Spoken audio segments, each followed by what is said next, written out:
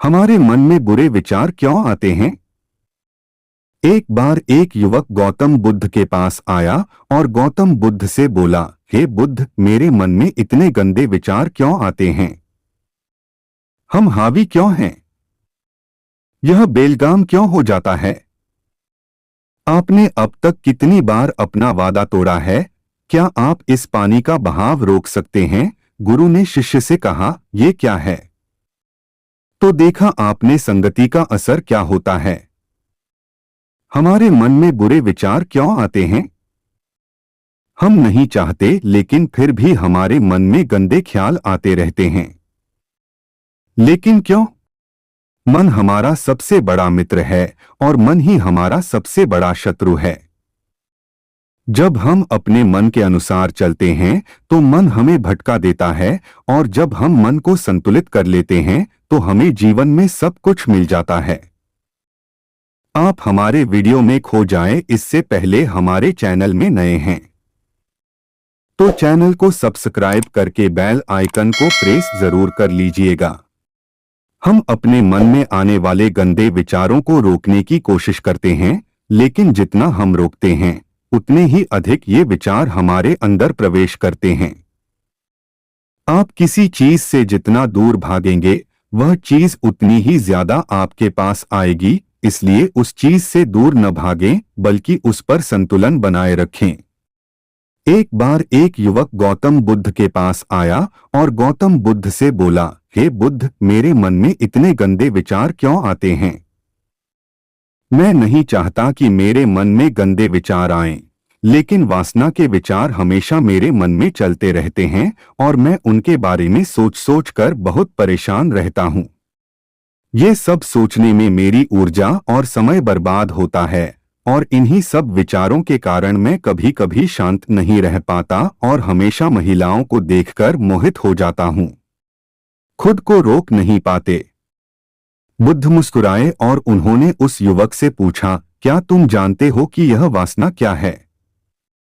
तब लड़के ने जवाब दिया और कहा, बुद्ध, मुझे नहीं पता वासना क्या है, लेकिन हाँ, जो भी है ये बहुत बुरी बात है।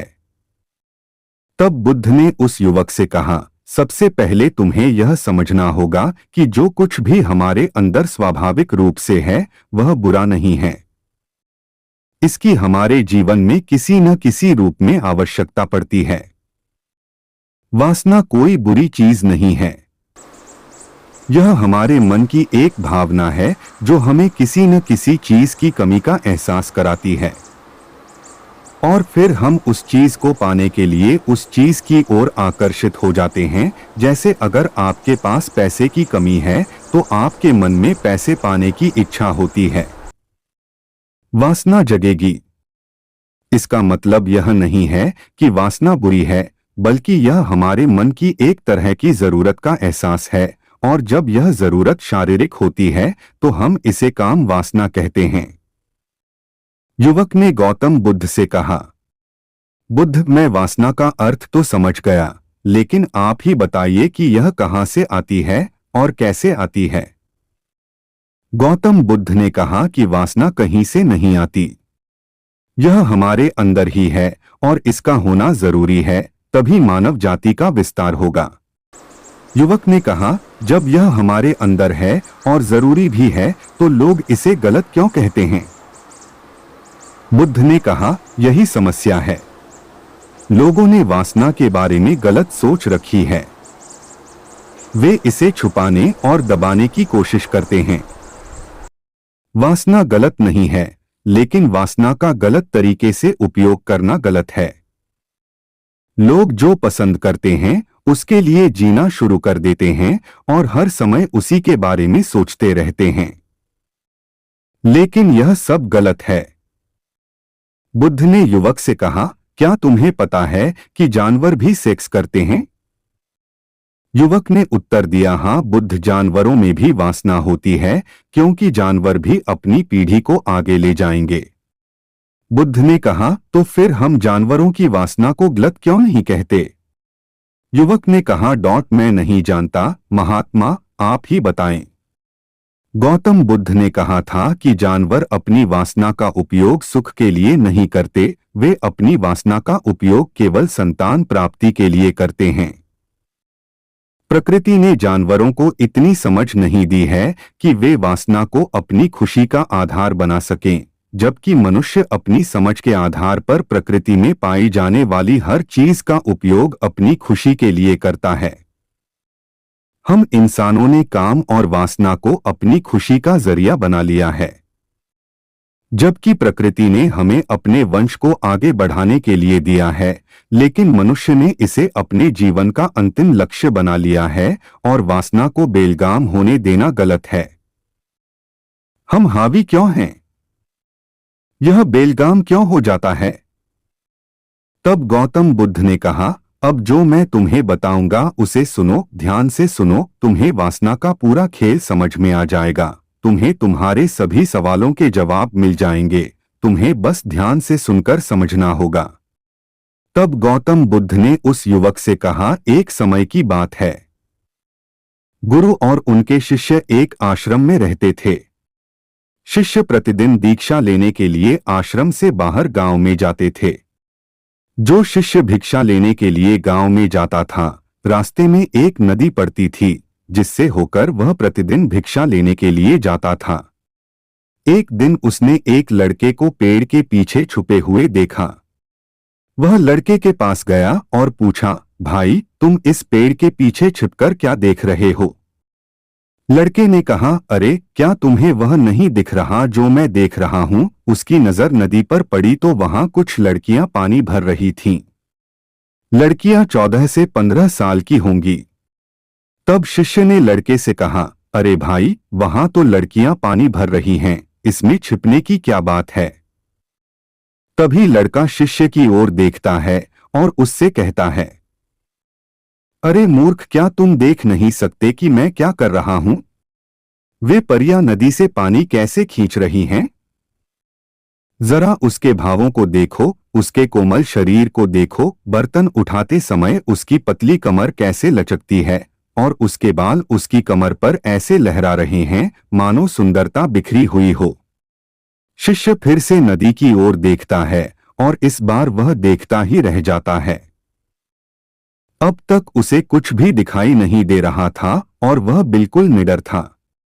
उसे किसी बात का डर नहीं था, लेकिन अब वह छिपने लगा और उन लड़कियों को ऐसे देखने लगा जैसे उसने कोई अपराध किया हो, और जब वह छिपकर उन लड़कियों को देख रहा था तो वह अंदर से कांपने लगा।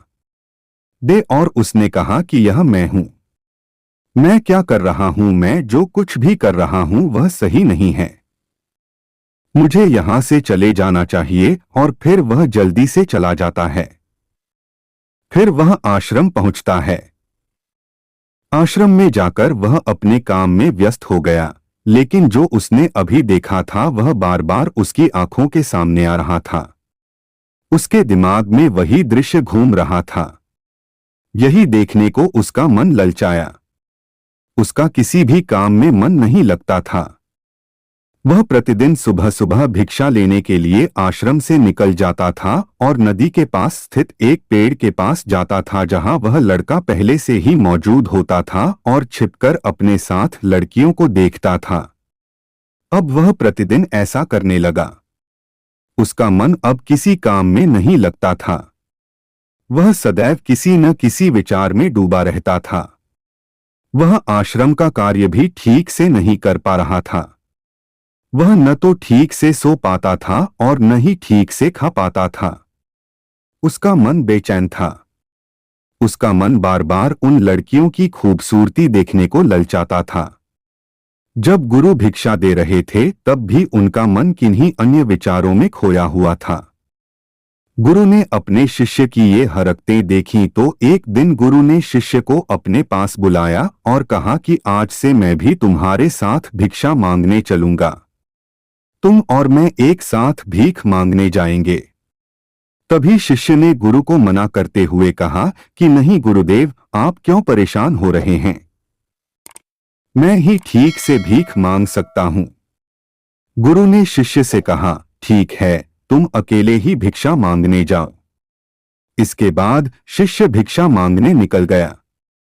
शिष्य के जाने के बाद गुरु भी आश्रम से बाहर निकल गए और शिष्य का पीछा करने लगे कि वह कहाँ जाता है और क्या मिलता है। ये सब देखने के लिए उसका पीछा करने लगा। थोड़ी दूर जाने पर गुरु ने देखा कि उनका शिष्य एक अपराधी की तरह एक लड़के के साथ पेड़ के पीछे छिपा हुआ है और छिपकर कुछ देख रहा है। गुरु भी अपने शिष्य के पीछे यह देखने के लिए खड़े हो गए कि उनका शिष्य क्या देख रहा है, जिसके लिए वह अपराधियों की तरह पेड़ के पीछे छिपा हुआ है। गुरु ने देखा कि उनका शिष्य पेड़ के पीछे छिपकर उन लड़कियों को देख रहा है जो नदी से पानी ले रही थीं। तब गुरु ने शिष्य से कहा, लड़कियों से भी मांगोगे क्या? गुरु की आवाज सुनकर शिष्य का मन घबरा गया और उसे पसीना आने लगा। वह ऐसे कांप रहा था जैसे किसी चोर को पकड़ते समय उसने रंगे हाथ पकड़ लिया हो। उनकी हालत खराब हो गई। वह कुछ भी बोलने में असमर्थ था।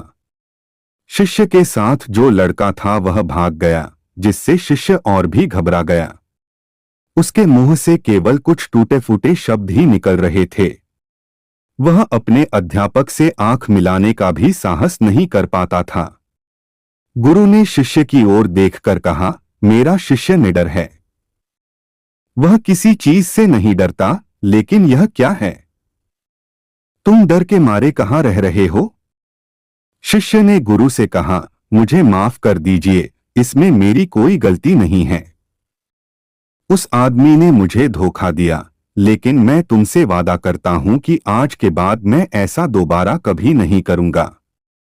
क्षमा चाहता हूं। गुरुदेव ने कहा कि कोई बात नहीं, लेकिन तुम्हें यह ध्यान रखना चाहिए कि हम जैसी संगति करते हैं, हमें वैसा ही फल मिलता है। जैसे जैसे हम संगति करते हैं, उनके विचार हम में प्रवेश करते हैं, इसलिए अच्छी संगति रखें ताकि अच्छे विचार आप में प्रवेश करें। फिर गुरु और शिष्य आश्रम लौट आए और फिर से आश्रम के काम पर ध्यान देने लगे। वह उस रास्ते को छोड़कर दूसरे रास्ते से जाने लगा। वह अपना कार्य सावधानी से करता था, लेकिन धीरे धीरे उसके अंदर क्रोध उत्पन्न हो गया और फिर वह अन्य शिष्यों पर क्रोध करने लगा और बेचैन रहने लगा। अब वह ठीक समय पर भोजन भी नहीं करता था। वह खाना भी बहुत कम खाते थे। एक रात गुरु शिष्य के पास आए और उससे बोले कि तुमने मुझसे वादा किया था कि तुम अपने मन को वश में रखोगे। आपने अब तक कितनी बार अपना वादा तोड़ा है? यह सुनकर शिष्य अपने गुरु के चरणों में गिर पड़ा और रोने लगा। उसने रोते हुए गुरु से कहा कि गुरुदेव, मैं कई बार अपना वादा तोड़ चुका हूं, फिर वादा करता हूं, लेकिन हर बार मैं अपना वादा तोड़ देता हूं। यह बिल्कुल भी मेरे वश में नहीं है। मैं अपने मन से सभी बुरे विचारों को बाहर निकालने की बहुत कोशिश करता हूं, लेकिन चाहकर भी मैं ऐसा नहीं कर पाता। तब गुरु ने शिष्य से कहा, मेरे साथ आओ। गुरु शिष्य को आश्रम के बगीचे में ले गए और शिष्य से कहा, देखो, यहाँ कुछ नाले हैं जिनसे होकर नदी का पानी इन पौधों में आ रहा है और यह पानी लगातार बह रहा है। क्या आप इस पानी का बहाव रोक सकते हैं? शिष्य ने कहा, हाँ गुरुदेव, मैं इस प्रवाह को रोक सकता हूं। तब शिष्य ने मिट्टी उठाकर उस नाले के किनारे डाल दी। वह पानी थोड़ी देर के लिए रुका और फिर थोड़ी देर बाद उस रेत के ऊपर से पानी आने लगा। गुरु ने शिष्य से कहा, ये क्या है? ये पानी रुका ही नहीं। उसने फिर कुछ कंकड़ उठाए और नाली में फेंक दिए और फिर पानी थोड़ी देर के लिए रुक गया। लेकिन फिर कुछ देर बाद उन कंकड़ पत्थरों के ऊपर से पानी निकलने लगा। गुरु ने कहा, शिष्य क्या हुआ? पानी फिर आ गया है। आप कह रहे थे कि रोकेंगे। क्या हम किसी चीज को पूरी तरह से रोक सकते हैं? तब शिष्य ने कहा, कोई बात नहीं गुरुदेव, मैं इसे रोक दूंगा पानी और तुम्हें दिखाऊंगा। फिर वह एक बड़ा पत्थर लाया और नाली पर रख दिया। पानी रुक गया। तब शिष्य ने गुरु से कहा, देखिए गुरुदेव, मैंने कहा था कि मैं पानी रोकूंगा, मैंने पानी रोककर दिखाया, मैंने आपकी बात पूरी कर दी। गुरु मुस्कुराए और बोले, अच्छा, ध्यान से देखो, पानी रुक गया है। क्या? यह पीछे नाली को तोड़कर बाहर आ गया है और अगल बगल से बह रहा है। और ध्यान से देखिए, यह इस पत्थर के सामने भी आ गया है और यह पानी अपना रास्ता बदलकर फिर से आगे की ओर बह जाएगा। फिर कुछ देर बाद वही हुआ। तब गुरु ने शिष्य को समझाया, आपके साथ भी ऐसा ही हो रहा है। आप बार बार प्रयास कर रहे हैं और अधिक प्रयास कर रहे हैं, लेकिन हर बार आपका प्रयास टूट रहा है और टूटता ही रहेगा। यह पत्थर तुम्हारा पुरुषार्थ है और यह जल तुम्हारा विचार है। चाहे आप कितना भी बड़ा पत्थर रख दो, पानी अपना रास्ता ढूंढ ही लेगा। यह देखकर शिष्य ने पूछा, हे गुरुदेव, क्या कोई रास्ता नहीं है जिससे मैं गंदे विचारों से बाहर निकल सकूं? गुरु ने कहा, एक रास्ता है। यह पानी जिस नदी से आ रहा है, आप केवल वहां से इस पानी का मार्ग बदल सकते हैं। गुरु शिष्य को एक नदी के पास ले गए जहां से पानी उस बगीचे में आ रहा था। गुरु ने शिष्य से कहा, इस नदी से पानी जा रहा है। जहां से बगीचे में पानी जा रहा है, अगर हम उसका रास्ता रोक दें तो क्या हम पानी नहीं रोक सकते? शिष्य ने कहा, हाँ गुरुदेव, ऐसा अवश्य हो सकता है। मैं यहां से इस पानी को बंद कर देता हूं, फिर सामने नाली में पानी नहीं जाएगा और फिर बगीचे में पानी नहीं जाएगा। तब गुरु ने कहा, शिष्य, यदि बगीचे में पानी ही नहीं रहेगा तो पेड़ पौधों को पानी कहां से मिलेगा? उन पेड़ पौधों को पानी की जरूरत होती है। तब शिष्य ने सोचा और कहा, यह बात मेरे दिमाग में कभी नहीं आई। इस पानी का बगीचे में जाना भी जरूरी है। गुरु ने कहा, और उनमें से कुछ पेड़ पौधे ऐसे भी हैं जिन्हें रोजाना पानी की जरूरत होती है। वे सूख कर मर जाएंगे, हमें पानी खोलना पड़ेगा। गुरु की बात सुनकर शिष्य ने पानी के लिए रास्ता खोला तो गुरु ने पूछा, यदि हम इस नदी का सारा पानी बगीचे की ओर मोड़ दें तो क्या होगा? शिष्य ने उत्तर दिया, गुरुदेव, वहां जीत हासिल करने के लिए पेड़ पौधे हैं। वे सब पिघल जाएंगे और कुछ भी नहीं बचेगा। गुरु मुस्कुराए और बोले, आप ये समझिए, हमें कुछ भी रोकना नहीं है, बस हमेशा संतुलन बनाए रखना है। गुरु ने शिष्य से कहा, अगर मैं तुम्हें आम के बारे में कुछ ऐसा बताऊं जो तुम्हें नहीं सोचना चाहिए, तो तुम्हारे दिमाग में सबसे पहले किसकी तस्वीर आएगी? गुरु ने कहा, जब हम अशुद्ध विचारों को बलपूर्वक रोकने का प्रयास करते हैं तो वे और अधिक मजबूती से हमारे अंदर प्रवेश कर जाते हैं। इसलिए हमें कभी भी उन्हें दबाने की कोशिश नहीं करनी चाहिए। तब गुरु ने शिष्य से कहा, बुरे लोगों की संगति के कारण भी हमारे मन में गंदे विचार आते हैं। कई बार कामुकता हमारे अंदर नहीं होती, लेकिन कुछ अश्लील लोगों के साथ रहने के कारण वह हम पर हावी हो जाती है। तब शिष्य ने कहा, गुरुदेव, आप सही कह रहे हैं, मैं रास्ता भटक गया था। तब वह शिष्य उस रात बहुत शांति से सोया। सुबह उसने अपना काम पूरे मन से किया और फिर सुबह वह भिक्षा लेने के लिए उसी रास्ते से चला गया जहां वह लड़का अभी भी पेड़ के पीछे छिपकर उन लड़कियों को देख रहा था। शिष्य उसे नदी पर ले गया जहां लड़कियां पानी भर रही थीं। उन्होंने उन लड़कियों से पानी मांगा और उनमें से एक लड़की ने उन्हें पानी दिया और शिष्य के पैर छुए। शिष्य ने उन्हें आशीर्वाद दिया कि आप स्वस्थ रहें ताकि मानसिकता सकारात्मक ऊर्जा से भर जाए।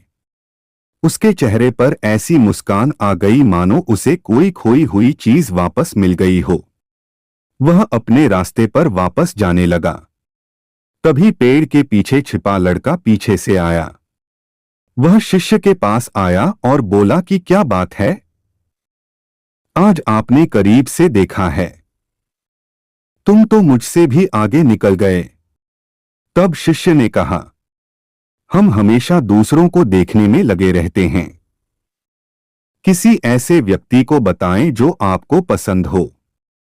अगर वह भी तुम्हें पसंद करती है तो शादी कर लो और उससे पहले तुम कुछ बन जाओ। अपने आप को पहचानें, इस तरह अपना समय बर्बाद न करें। फिर वह लड़का उस शिष्य से रोज मिलने लगा और उसने उस लड़के को नदी पर न जाने के लिए प्रेरित किया और फिर वह लड़का अपने जीवन में कुछ बनने के लिए संघर्ष करने लगा। तो देखा आपने संगति का असर क्या होता है। अपनी संगति बदलो, अपने विचार बदलो। गुरु ने शिष्य से पूछा, क्या तुम्हें तुम्हारे सभी प्रश्नों के उत्तर मिल गए? तब शिष्य ने कहा, हाँ महात्मा जी धन्यवाद। तब गुरु ने शिष्य से कहा कि जब तुम्हारे मन में गंदे विचार आएं तो खुद को दोषी मत मानना। आपको हमारे वीडियो कैसा लगा? वीडियो को लाइक करके कमेंट में जरूर बताइएगा। वीडियो के अंत तक हमारे साथ जुड़े रहने के लिए आपका बहुत बहुत धन्यवाद।